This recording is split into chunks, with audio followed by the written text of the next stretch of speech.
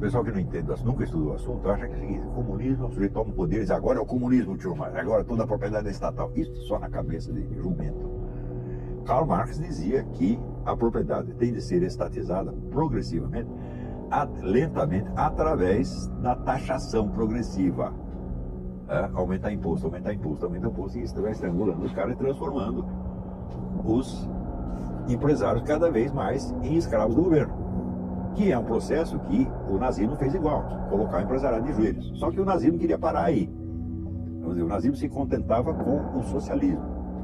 E os comunistas não, tem que prosseguir até acabar o último. Nós temos que tomar tudo, depenar os caras até o fim. Daí fica tudo nosso. Ou seja, o socialismo ainda admite uma divisão, um acordo entre poder político e poder econômico. Só um esclarecimento muito breve.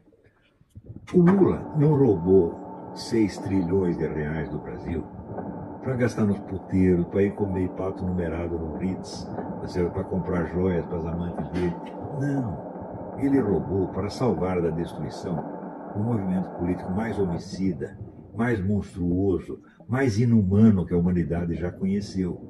Meu filho, ele roubou para financiar o morticínio. Eu não estou aqui falando de corrupção. Corrupção perto disso é bosta. Agora, gente que é incapaz de conceber, tem medo de conceber o mal nas suas verdadeiras proporções, só entende males menores. Então, vamos combater a corrupção. Não se trata disso. Gente, por exemplo, o regime chinês mata 90 mil prisioneiros por ano para vender órgãos. Eles são de uma monstruosidade que o próprio Stalin e Hitler não conseguiam conceber.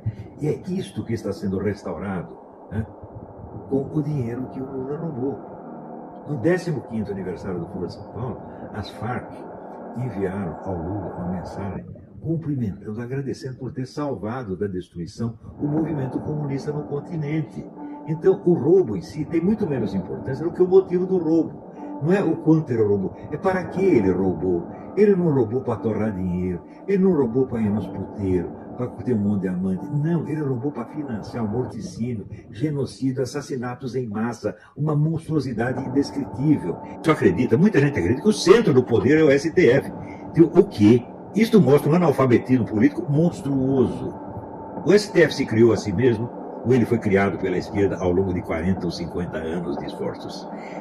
Esse pessoal da esquerda começou a formar esses meninos do STF quando eles estavam na faculdade de Direito.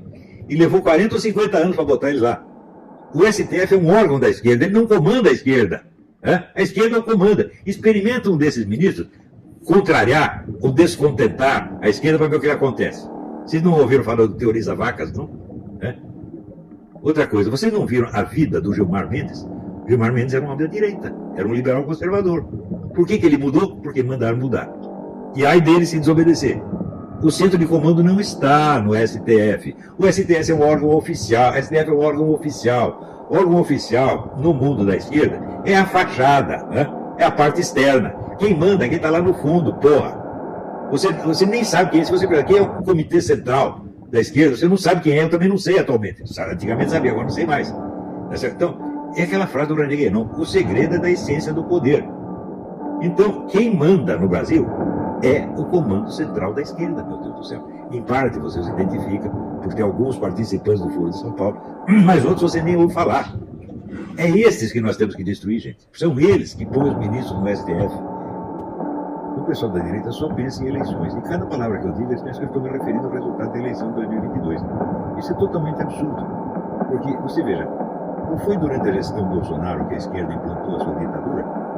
Quando que nos governos petistas alguém fechou algum jornal de direita, botou direitista na cadeia? Não, eles não tinham poder para fazer isso. Eles adquiriram esse poder depois do Bolsonaro que teve o poder. Vocês não perceberam ainda que quem ocupa o cargo nominal não tem poder nenhum?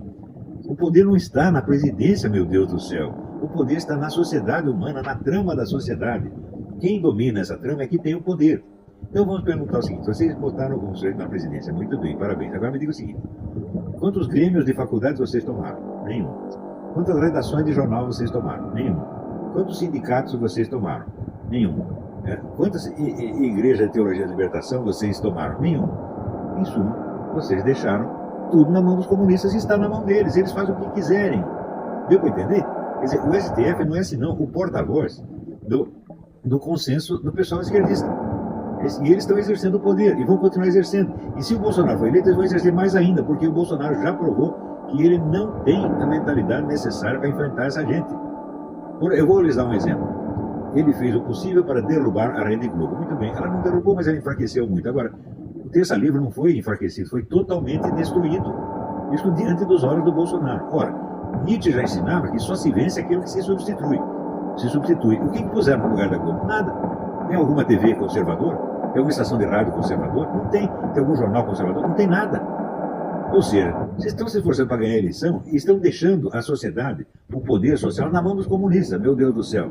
Né? Agora, tem gente que insiste que eu estou falando de eleição, que eu estou querendo que o Lula ganhe a eleição. Mas mesmo que eu fizesse isso, não teria a menor importância. Não importa qual era o poder que, no dia da invasão do Palácio de Inverno na Rússia, tinha o Partido Bolchevique. Ele dominava os soviéticos. O que eram os soviéticos? Eram comunidades rurais, administração rural, como a do MST. Eles tinham isso. E tinham um pedacinho do exército que estava descontente por causa da derrota na Primeira Guerra, estava voltando para casa, né?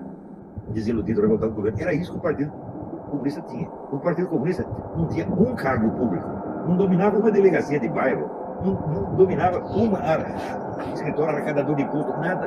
Como você vai ver no Brasil, né? Eles dominaram toda a administração federal. Então eles têm os soviéticos, que é exatamente o MST. Eles têm uma boa parte do exército, não vamos nos enganar, porque durante 40 anos estiveram fazendo infiltração nas academias militares e isso acaba funcionando.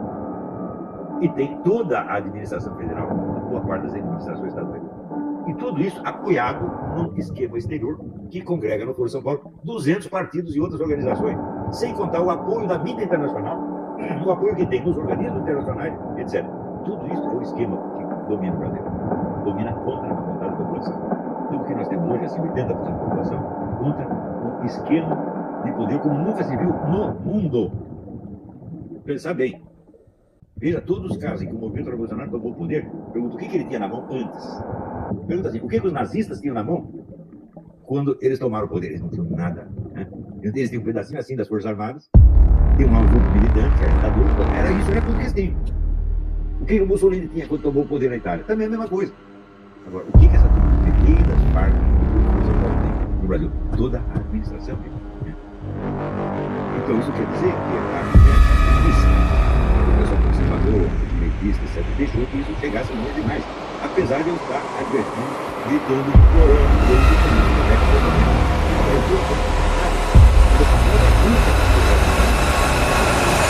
acontece mais ainda perante a situação atual. Então, nós chegamos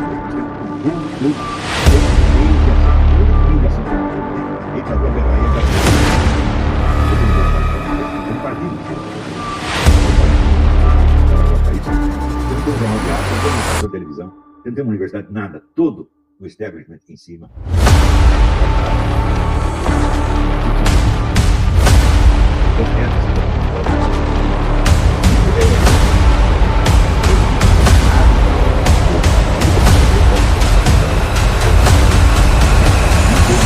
Sem derrubar tudo isso. Esta é a situação. Em 2015 eu já disse, essas passeatas, elas são a Revolução Brasileira. E o que é a Revolução Brasileira? É o permanente esforço do povo para derrubar o estamento burocrático, quer dizer, elite, mandante, e ter voz ativa na decisão do nosso destino. É novamente o que o povo está querendo. Só que, podemos dizer, nunca o esquema opressivo foi tão forte e nunca o povo foi tão forte.